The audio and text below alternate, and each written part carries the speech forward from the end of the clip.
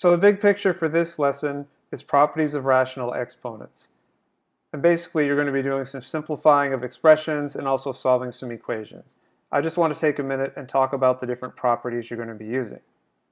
First property, a to the m power times a to the n power equals a to the m plus n power. If you're multiplying two numbers with the same base, then you add the exponents. And the example here is 2 to the 7/2 power times 2 to the 1/2 power equals 2 to the 7/2 plus 1/2, which is 4, so it's 2 to the 4th, which is also 16. The next property, power to a power, you multiply the powers.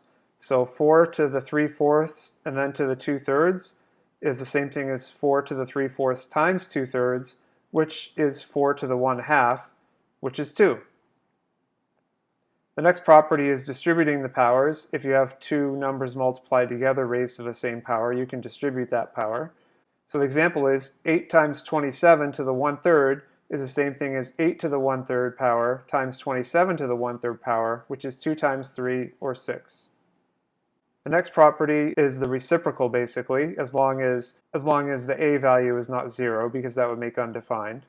So 49 to the negative 1/2 power, that equals 1 over 49 to the 1/2 power, and 49 to the 1/2 power is the same thing as the square root of 49. 1/7 is your answer there. The next property, when you're dividing two numbers with the same base, you subtract the powers as long as the base is not equal to 0.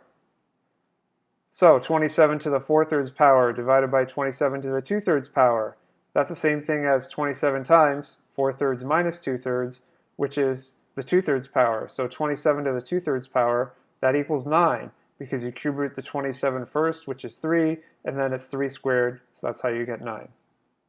Next property, when you're dividing two numbers and they're raised to the same power, you can distribute the power as long as b is not equal to 0, because that makes undefined. Example is 27 divided by 8, all to the 1/3 power.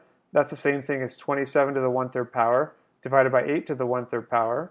And remember, 1/3 power means cube root, so the cube root of 27 is 3, cube root of 8 is 2, and you get 3/2.